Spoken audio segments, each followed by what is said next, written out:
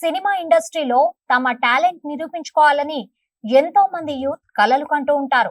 Artist గా, director గా, హీరోగా రాణించాలని తాపత్రయపడుతూ ఉంటారు.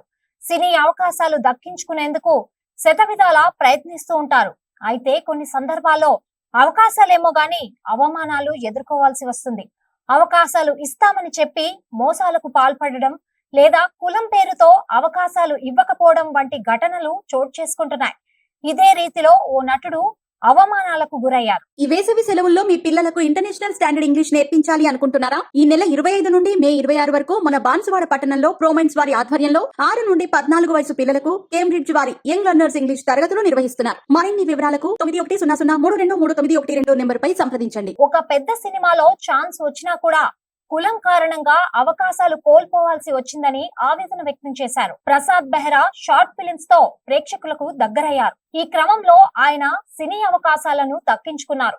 ప్రస్తుతం నిహారిక నిర్మిస్తున్న కమిటీ కుర్రాళ్లు అనే సినిమాలో నటిస్తున్నాడు ప్రసాద్ బెహ్రా. కాగా గతంలో ఆయన సినిమా ఇండస్ట్రీలో ఎదురైన చేదు అనుభవం గురించి వెల్లడిస్తూ భావోద్వేగానికి గురయ్యారు.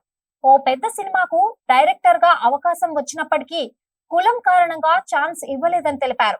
గతంలో పాల్గొన్న ఓ ఇంటర్వ్యూలో ప్రసాద్ బెహ్రా ఈ విషయాన్ని పంచుకున్నారు.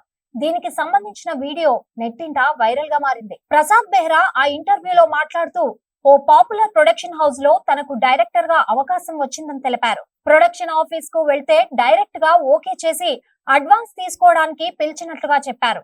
అన్ని విషయాలు మాట్లాడుకున్న తర్వాత సరే ఓకే నాయుడు గారు అని అన్నారు. నేను కాదండి అన్నాను. అలాగే రెడ్డి గారు అన్నారు. కాదు అన్నాను. చౌదరి గారు అన్నారు. నేను కాదు అన్నాను. దీంతో అతనికి విషయం తెలిసిపోయింది. అడ్వాన్స్ తీసుకునేందుకు రేపు రావాలని చెప్పి పంపించినట్లు తెలిపారు. ఇక ఆ తర్వాత ఆ ప్రొడక్షన్ హౌస్ నుండి తనకు కబురు రాలేదని చెప్పుకొచ్చారు. సినీ పరిశ్రమలో క్యాస్ట్ ఫీలింగ్ ఉందని ప్రసాద్ బెహ్రా తెలిపారు. హలో పీపుల్, నేను మీ సంజు అఫీషియల్. సో మనం వచ్చేసి ఎస్ఆర్ న్యూస్ని సబ్స్క్రైబ్ చేసుకుందాం, లైక్ చేసుకుందాం, మరికొన్ని అప్డేట్స్ కోసం వెయిట్ చేస్తూ ఉందాం.